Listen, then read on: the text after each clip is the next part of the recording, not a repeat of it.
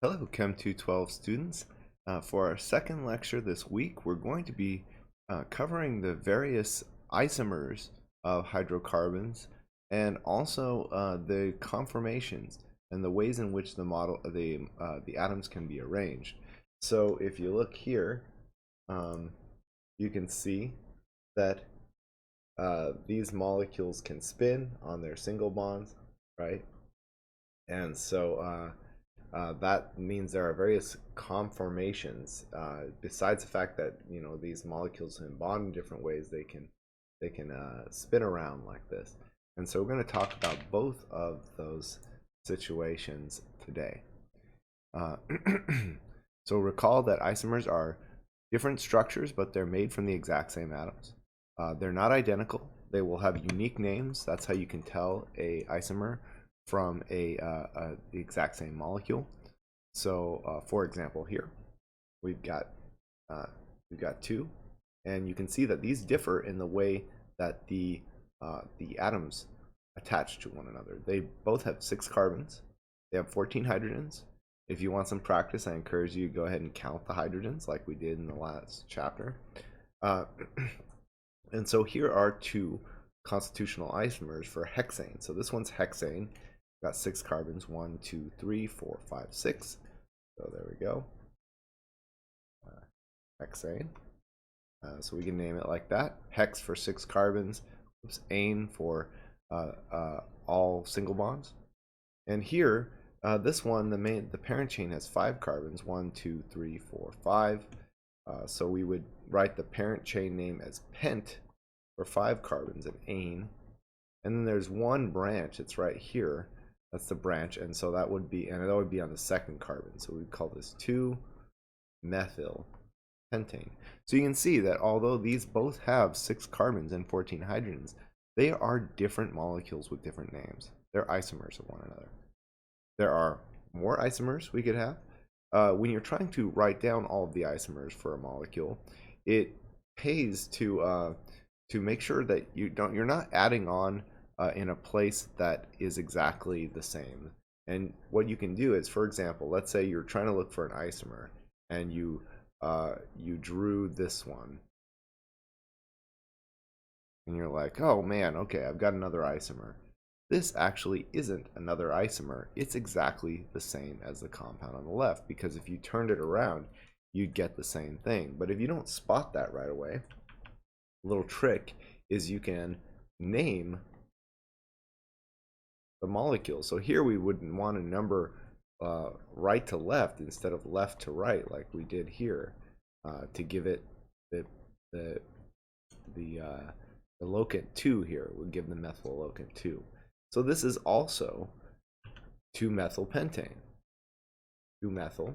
So on the second carbon there's a methyl group, and there's 5 carbons in the chain.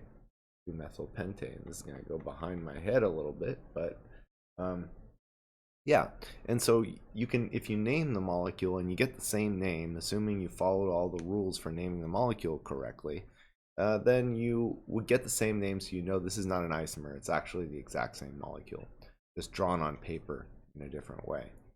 Now, if you numbered it wrong, you might have said 4-methyl pentane. There's no such thing as 4-methyl pentane. It's 2-methyl pentane, because if the methyl were over here, we would number from left to right.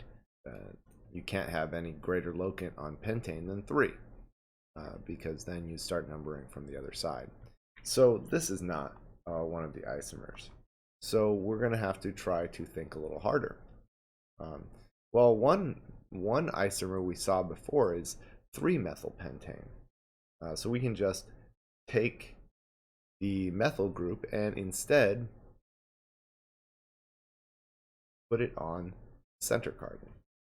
So this would be 3-methyl pentane. It's on the 1, 2, 3rd carbon. Okay.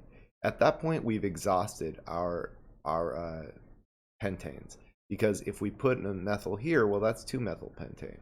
So now what we have to do is we have to take something off the end and move it. So let's say we take this carbon right here. We're going to take this carbon off the end and we're going to put it in the middle too. So let's try that and see if we get something different. So it'll be like that. We'll have butane there, and then we'll have 2 methyl groups. So I took this methyl and I put it right here. And so I got another structure. 1, 2, 3, 4. So notice now the longest chain would be 4 carbons. It would be, the main chain would be here, 1, 2, 3, 4. And so if you wanted to be absolutely certain that you have something different, you can name it. This would be 2, 2 dimethyl, 2 methyls on the same carbon, and then the parent chain would be butane. But for 4 carbons, ane. So that's one isomer. We could have another isomer where the carbons are the methyls are not on the same carbon. So another one we could have would be like this. We could have a butane, then we have 1 methyl on this carbon, 1 methyl on this carbon. So here's our methyls, 1, 2, and our locants would be 1, 2, 3, 4. And so this would be, instead of 2, 2-dimethyl pentane, this would be 2, 3-dimethyl pentane. Or not pentane, butane, sorry. Dimethyl butane. But because there are 4 carbons in the main chain. Okay, and so now we've got all 6. That's all of them. There are no more. Well, let's see. Draw the other 3. I feel like there could be. Let me see. Now, you might be not be certain that you got them all, right? So let's say I try to do 3 like this, and then I put like this. Okay, so now I've really tried to bond everything in a way that looks different, right? But then when I do this, well, my longest chain is 4. There's nowhere else to put that, right? Because I can't give the carbon 4 bonds. So at this point, 1, 2, 3, 4. So at this point, what I did was, if I name this is going to be 2,2-dimethylbutane. This is the same molecule as that one. So that's the way you can check. This is 2,2-dimethylbutane. Where the main chain is this blue one right here. And then these are the 2 branches. So butane for 4 carbon main chain, 2 branches dimethyl, both on the second carbon. So this is the same as this right here. So it's not another isomer. We've got all 6 right here. Those are all the isomers.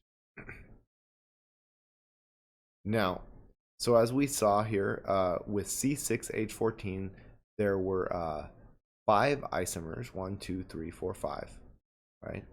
For butane, there's only 1. Or sorry, for propane rather. For propane, there's only 1. Why? Well, because there's really no other way you could try to bond this. You could make it look different like this, but there's no, the carbons have to be in 3 positions. Now with C4H10, you've got the regular butane, but you can also have a branch like this. And so you got 2 here. And for C5H12, you have 3. You've got the pentane like that. You've got the 2-methyl butane, and then you've got the 2,2-dimethyl propane, and that's it. That's all of them. And then we did the 5 for C6H14. Now you'll see as the number of carbons get bigger, the number of possible isomers gets enormous. And so, for example, if you have 30 carbons, you have about 4 million types of 4 billion rather types of isomers. If you get to 40 carbons, you have, let's see, that's million, billion, trillion, 62 trillion possible isomers. Okay, and this is a good demonstration of why carbon was the atom that evolution chose for life. It's because it's very common to have biomolecules with 30 or 40 carbon atoms or more, and the number of possibilities are virtually endless. And so it makes sense that carbon, with its 4 bonds and its many opportunities for branching, was the atom of choice for organic molecules when evolution occurred. Nobody chose it; it just happened, and that's it's because it's the most possibilities. Right? So how can you recognize if two molecules are isomers or they're the same? Name them, just like I showed you. So this is the 3-methyl pentane we saw before, right? This is right here, also 3-methyl pentane. Okay, how can I tell? Well, the main chain has 1, 2, 3, 4, 5 carbons, and there's a methyl branch on the 3rd carbon. Same thing here, 1, 2, 3, 4, 5 in the longest chain, and there's a branch off the 3rd. So if you want to know, if you're unsure whether two structures that are written down are isomers or are they the same structures, you can name them.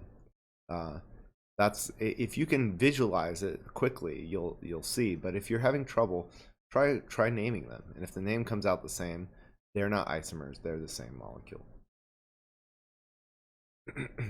So what's going on here? Why does this one look different? Well,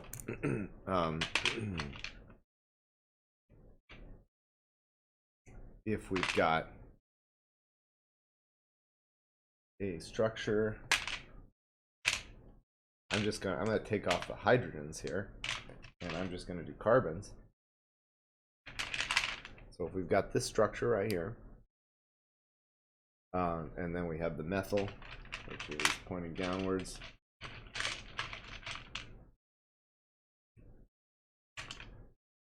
So we can have basically what looks like the structure on the left there, and then if we turn this, well, now it looks like the one on the right. And so that's what's going on. It's a bond rotation. So if we take this bond, so this is the one on the bottom left here, we take this bond and we rotate it right around here, like so. Now we have this one, and then we rotate it like that, and we have this one right here. So really these are the same molecule, because these bonds can rotate all the time. So this is the same as this.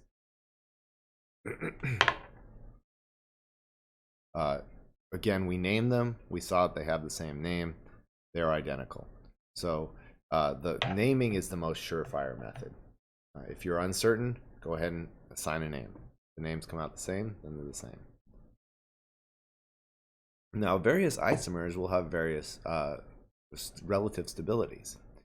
Stability means low potential energy, means low reactivity. So when we say a molecule is stable, it means it's less likely to undergo a chemical reaction. That's what stable means. And so it's less reactive. If you drove your car today, you performed a chemical reaction with alkanes. You did a combustion reaction where you had a mixture of hydrocarbons, you reacted them with oxygen, and that made CO2 and water. That's a combustion. And so that's the general reaction equation. So combustion reactions are what we use alkanes for the most. We burn them.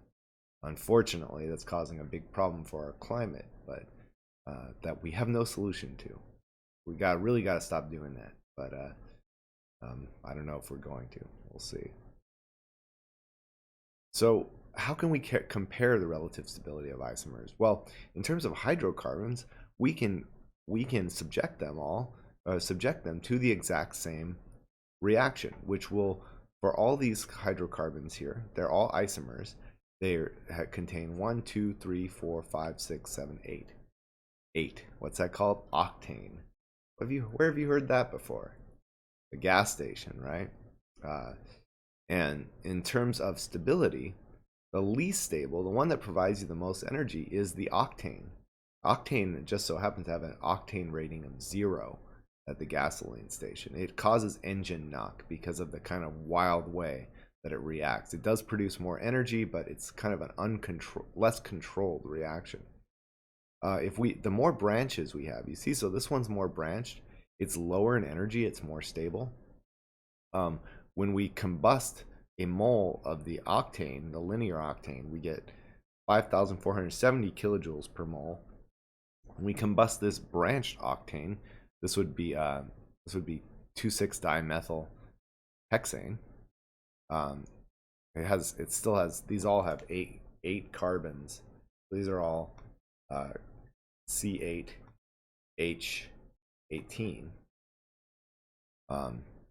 This is also C8H18, but when you burn it, you get less energy, about 10 kilojoules less. And then this highly branched isooctane, this is considered octane rating 100 by the gasoline station. And so you have a mixture of all these, and the more of this you have, the higher the octane it is. And the more branched, basically the more branched hydrocarbons you have, the higher the octane. This burns and produces 8 kilojoules less than the less branched hydrocarbon. So the take-home message here is the more branched the hydrocarbon, the more stable it is, lower in potential energy. Petroleum, is what comes out of the ground. It's a mixture of hydrocarbons. It's our primary source for alkanes. It has hundreds of different hydrocarbons. So when you get your gasoline too, it varies. It depends on the season too, the mixture of alkanes. They have varying degrees of branching. Some are straight chains, some are more branched. More of them are more branched because it's a more stable arrangement, so they tend towards that over time. Alkanes with 5 to 12 carbons are liquid, and so we can use them for liquid fuel. And we separate them from other things by distillation. This means you heat them up and they evaporate to different degrees depending on the structure of the molecule. And we're going to learn more about distillation later. In terms of the various uses of the hydrocarbons, these are the gaseous ones, carbons 1 to 4. So propane, for example, is gaseous. Carbons 5 to 7 carbons are solvents like paint thinner. 5 to 12 carbons we use as gasoline. 12 to 18 is kerosene. It's like thicker, more viscous, like oil or jet fuel. 12 carbons and higher, you get even thicker, like a heating oil. It's a thicker liquid. Finally, the 20 carbons and higher are like grease, or even petroleum jelly. So that's it's solid at that point. So out of all the crude oil, only 19% is suitable for gasoline, and the rest is used for other things. So sometimes when we get very long hydrocarbons, if we want to get shorter ones that we can use for gasoline, they're processed by a reaction called cracking. And this is where they react with H2, and that is used to create a bond, to break a bond at high temperature to get smaller alkanes, since those are more industrially useful to us. So by doing this cracking, we can convert the crude oil from only 19% of alkanes that are suitable for gasoline, 5 to 12 carbons, up to 47%. So that's part of what's done in refining plants for gasoline. And also separations are done between the various lengths of hydrocarbons by distillation. As I said, small alkanes 1 to 4 carbons are gases, medium size 5 to 12 are liquids, large alkanes 13 to 20 are oils, they're thick liquids, and really large alkanes with 20 or more carbons are solids, like the petroleum jelly, the Vaseline is that. And then you can have really, really large alkanes. Polymers are plastics that we use, like polyethylene is made from oil, from hydrocarbons. And so we make a polymer with many carbons attached. And these form plastics, polyethylene, for example, and other plastics. They are solid and they're quite tough. They don't break down very easily either. It's because, as we're going to see over the course of this class, hydrocarbons are famously unreactive, except for in combustion. The London dispersion forces get larger as you have more carbons, and that's why the ones with larger carbons tend to be solids. The ones with fewer carbons tend to be gas. They have weak intermolecular forces. Large ones have strong intermolecular forces. So in terms of a single molecule, as we were talking about, the bonds can rotate. They can rotate significantly. And so we should also consider that when thinking about their structures, because these atoms are moving around and spinning in bonds and so forth. And so when we want to describe where the hydrogen atoms are, for example, in ethane, so eth, 2 carbons, ane, only single bonds, we can describe this in a couple of ways. One way is to put 2 hydrogens. So if you're looking here at the leftmost structure, you'll see 2 hydrogens in the plane of the page with solid lines. So these 2 right here are flat in the plane of the page right here. And then you have 2 sticking out forward, 1 down, 1 up. That's these ones with the wedges. And then you got 2 going backwards. And that is oops, I kind of lost. There we go. You got 2 backwards. That's these 2 right here. They're closest to me, so they're back in the back. And these 2 are in the front. And then these 2 are in the plane of the page. So that's one way, wedge and dash, to represent these structures in 2D. There's also the sawhorse, which looks at it down the middle like this, kind of like sawhorse is kind of like this. And then there's the Newman projection, which looks at the carbon atoms head-on, like that. So right here. So the Newman projection is looking at it head-on, and so you can see that there's, I'm going to turn this around to be consistent with the picture. So you can see that in the front here, there's one that's sticking up, right? If we go back to the Newman projection, that's the one that's in red there. And then these are the 3 in red. They're in the front. So there's the ones in the bottom too. And then there's the ones in the back. Those are written outside of this circle here. So the blue ones are the ones in the back. They include these ones here and this one right here, right there. And so that's a Newman projection. And we can do this to see where the hydrogens are relative to one another. And so with a Newman projection, we're looking down the eye sights, right down the eye sights like that. And so yeah, and so this is the way you would draw the Newman projection, just like you were looking at this, at this model head-on like that. And again, the ones coming out from the point in the middle are the hydrogens that are in the front carbon, and the ones coming out from the circle are the ones in the back. So let's say we want to draw a Newman projection for the following molecule. So this one has 3 carbons in it, and we're going to be looking down right here, okay?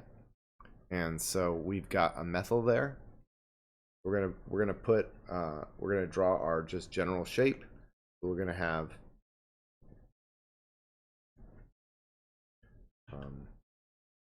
the hydrogens coming out from the middle. Those are the front ones.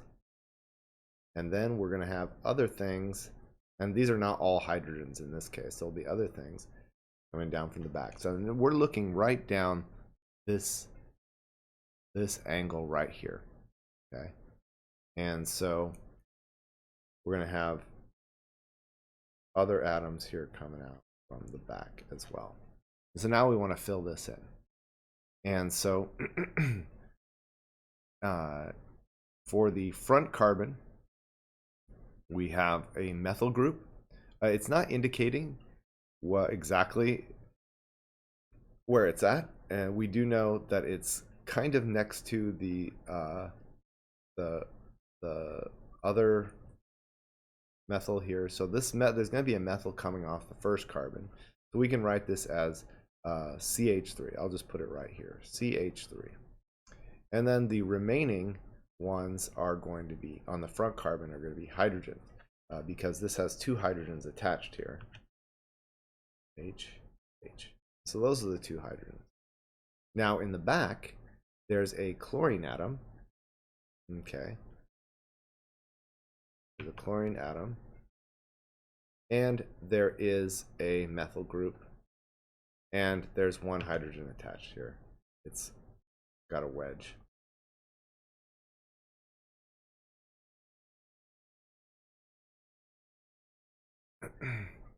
And so that's how you draw the Newman projection. If we wanted to look at this, we wanted to build a model of this real quick.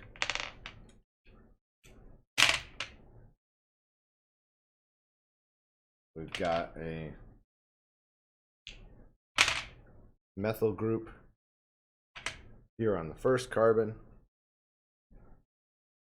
an ethyl on the second,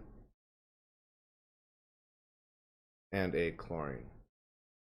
Yeah, and we're looking down. Okay, so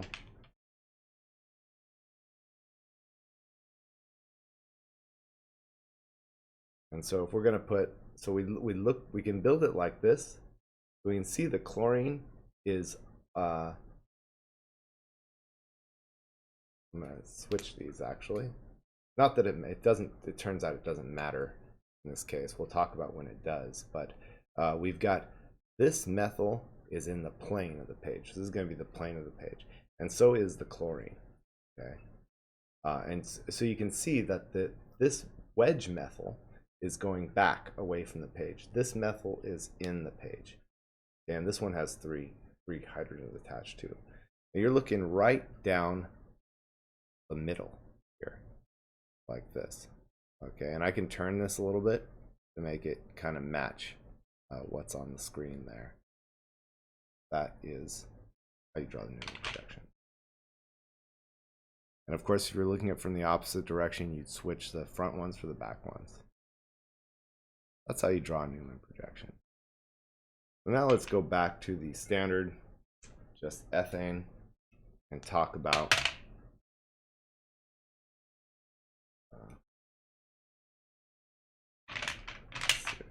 getting my hydrogens back on here. All right, let's talk about looking at just the simple Newman projection here for ethane. So right there. So notice that there's a what's called a dihedral angle between these hydrogens.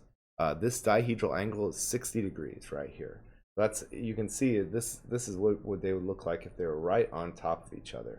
And then if this hydrogen in the back is rotated, that's right in between. This angle is 60 degrees, 60 degrees, 60 degrees. This is called the dihedral angle. It's also called the torsional angle. So if they're exactly offset like this, every dihedral angle is 60 degrees. So this is what's referred to as the staggered conformation. The staggered conformation.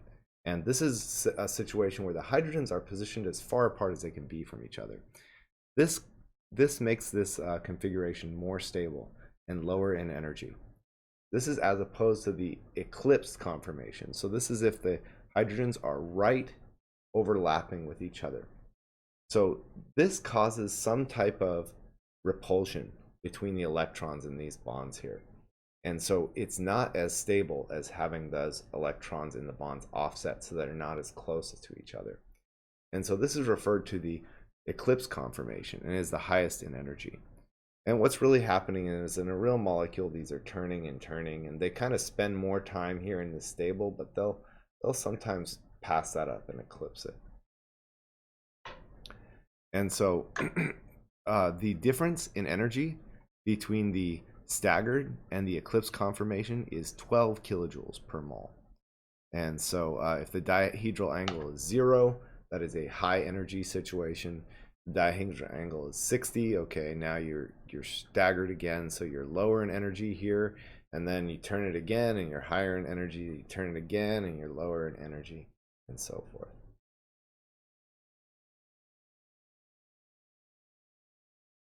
So what is contributing to this this so-called torsional strain?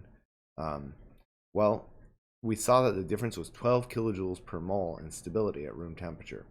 So what this means, if you did a fancy physical chemistry calculation, you'd find that 99% of the time the molecule is in this.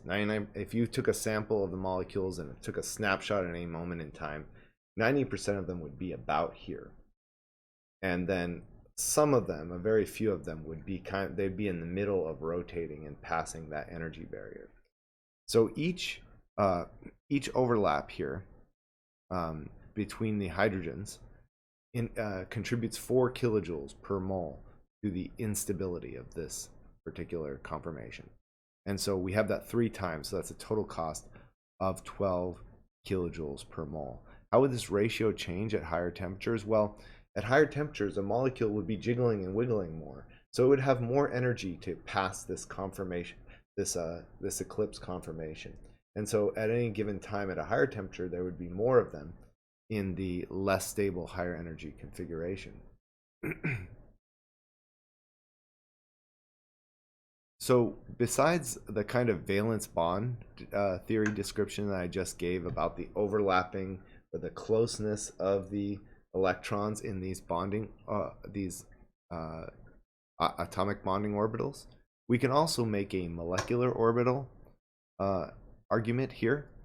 Is for each of these we have a bonding, for the molecule we have a bonding sigma molecular orbital and an anti-bonding sigma star molecular orbital. In the staggered conformation, the bonding and anti-bonding molecular orbitals they overlap, and so that confers an additional stability to the molecule. Now, what about if we have propane? So propane means we're going to add 1 extra carbon to this molecule. And so now, instead of having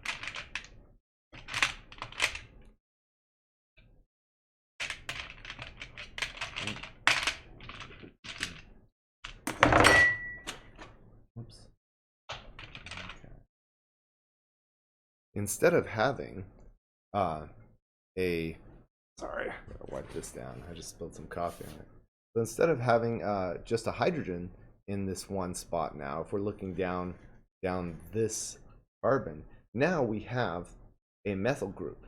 And so that's going to result in a greater interaction here if they're overlapped. Okay, so this is going to result in a greater torsional strain.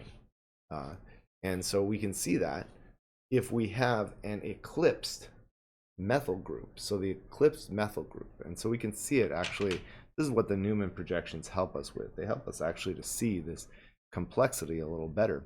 When a methyl group is eclipsed with a hydrogen, that is a greater torsional strain. And so we can see that when we have a methyl group for propane, we have now 12 kilojoules of energy difference between the staggered conformation and the eclipse conformation. And so what this means is if we break down, well, if we know the difference here is 14 kilojoules per mole between the staggered and eclipse conformation, and we know that each hydrogen-hydrogen eclipsing interaction gives us 4 kilojoules of additional potential energy instability, then to add up to 14 kilojoules per mole, the methyl and hydrogen eclipsing interaction must be 6 kilojoules per mole, because if this is 6 kilojoules per mole, that adds up 4, and 6, that adds up to 14, the total torsional strain of the eclipsed propane molecule. And so our take-home message here is a hydrogen eclipsing interaction costs us 4 kilojoules per mole in stability. A methyl hydrogen eclipsing interaction costs us 6. Now what if we have butane? So now the butane has 4 carbons. That's 4 carbons. So the first carbon is here, 1 on the front. The second carbon is this one right in the middle. The third carbon is the circle. And the fourth carbon is this methyl in the back. And so now, not only will we have possible hydrogen-hydrogen eclipsing interactions, we'll also have methyl-methyl eclipsing interactions. Okay, and we'll also have what's known as a methyl-methyl gauche interaction, which we'll talk about. So the most stable structure for the butane would be such that it's staggered and the methyls are on opposite sides of one another. So one is pointing straight up and one is pointing straight down here. And then if we turn this a little bit, we eclipse two hydrogens, we eclipse a methyl and a hydrogen, and methyl and a hydrogen. So in terms of instability, remember, each methyl hydrogen eclipsing interaction costs us 6 kilojoules per mole. So we've got 6 here, 6 here, that's 12, and then 4 more for the hydrogen. So that's 16. So that explains our 16 kilojoule per mole difference in stability. Now if we turn this further, we have a staggered conformation, but these methyls are close by one another. This is what's going to be called a methyl-methyl gauche interaction. And the gauche interaction costs 3.8 kilojoules per mole of stability. And so finally now, if we turn this methyl a little bit more so that it's overlapping, now we have a methyl-methyl eclipsing interaction. And we have 2 hydrogen-hydrogen eclipsing interactions. So here we had 4 kilojoules, we had here 6 kilojoules, and here we had 6 kilojoules. And so those all added up to 16 kilojoules per mole, which was this whole distance here. In this case, we have 4 kilojoules for these hydrogens, 4 kilojoules for these hydrogens, and the total is 19. So that means the methyl-methyl eclipsing interaction must be 11 kilojoules per mole, because 11 plus 4 and 4 adds up to the total difference of 19. And then we return to a similar situation. We turn it a little bit more. Now the front methyl is gauche with the back methyl, 3.8 kilojoules. Then we have the same types of eclipsing interactions. We turn the methyl a little bit more. We got 2 methyl hydrogen eclipsing interactions at 6 kilojoules each, and a hydrogen-hydrogen eclipsing interaction at 4. And then finally we've turned it all the way around and gotten back to the original position where the methyls are across and opposite to one another. So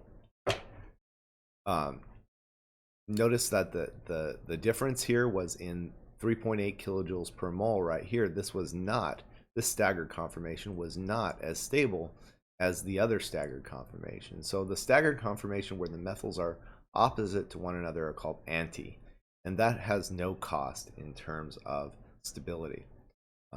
However, if the methyls, if it's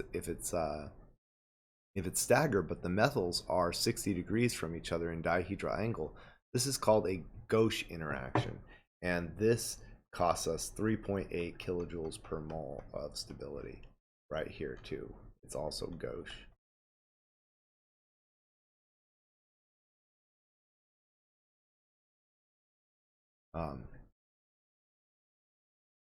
And this cost in energy is also often referred to as steric hindrance. Steric hindrance, meaning that the positioning of these elements close by one another, these atoms, results in a kind of pushing away of one another. So they don't want to be close to one another because the electrons in their bonds and their atoms repel one another. And so based on our analysis of the fully eclipsed methyl groups, we saw that we had 2 hydrogens each at 4 kilojoules per mole eclipse. So the methyl-methyl eclipse had to be 11 kilojoules per mole to add up to the total steric hindrance here, which was 19 kilojoules per mole. So each CH3-CH3 eclipsing interaction accounts for 11 kilojoules per mole of energy due to torsional and steric strain. So steric strain being when these atoms are actually almost overlapping or getting very close to each other. The torsional strain is from the overlap of the hydrogens. Torsion meaning rotation, basically. And steric meaning they're trying to occupy the same place, which is what happens when these methyl groups get close to one another. So to summarize, a hydrogen-hydrogen eclipsing interaction has a cost of 4 kilojoules per mole. A methyl-hydrogen eclipsing interaction has a torsional strain of 6 kilojoules per mole. A methyl-methyl eclipse interaction has both torsional strain and steric interaction. This is due to the fact that these methyls are bigger, so the hydrogen atoms get real close, and that's what steric interaction or steric strain is. And then the methyl-methyl gauche interaction has a steric strain, due to, again, the hydrogen atoms being close in the methyl groups, and that has an energy cost of 3.8 kilojoules per mole. So let's try a problem. Again, if you're feeling confident after that part of the lecture, please feel free to pause this and give this a shot for yourself. Draw a projection for the highest and lowest energy conformations for 2, 2, 3, 4, 4 pentamethylhexane. Look down the 3 and the 4 axis. So it often helps to just draw this first. So we've got hexane, so that's 1, 2, 3, 6 carbons. On the second carbon, we have 2 methyl groups. Right here on the third carbon, we have 1 methyl group. And on the fourth carbon, we have 2 methyl groups. And so that is our structure. Okay. And so if we're looking down the C3, C4 axis, that means our eyeball is right here, looking down this way. Okay. And so I'm going to draw this group right here in the straight up position on the front carbon. So this is going to be like that. And then we're going to come out from the middle here. And notice we've got also a methyl group. So this will be our methyl group. And then this will be a hydrogen. There is 1 hydrogen there. Then now we can do the back carbon.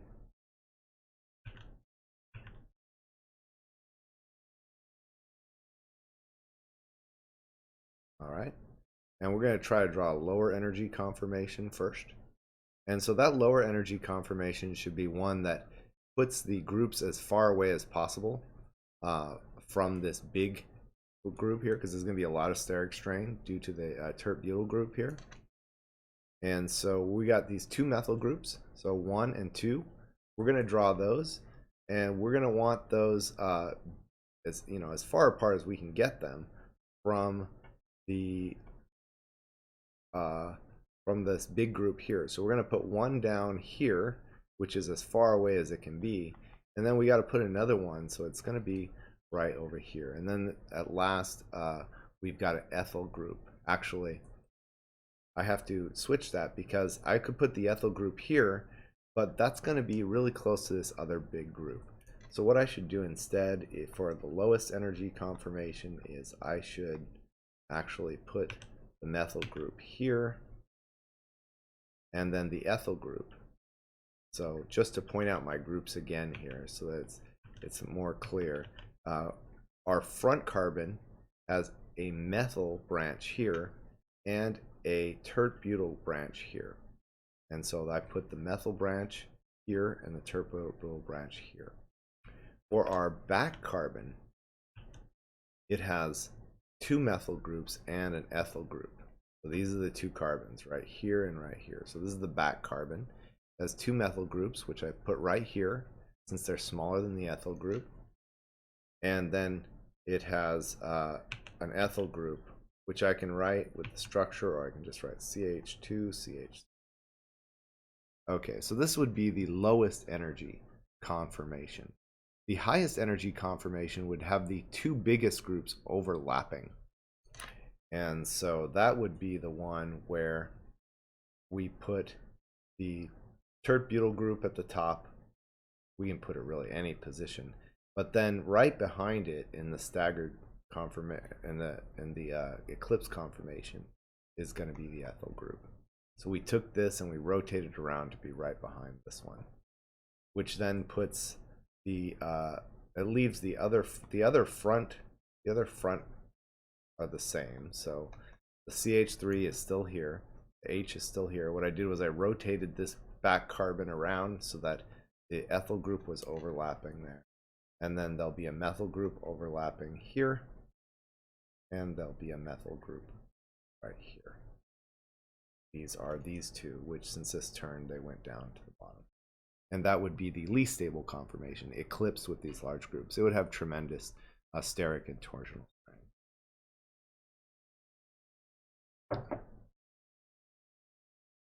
Uh, all right. And so that's going to be the end of our video on isomers and conformation. We're going to finish this week with our final lecture on cyclic alkanes. So I'll see you in the next one.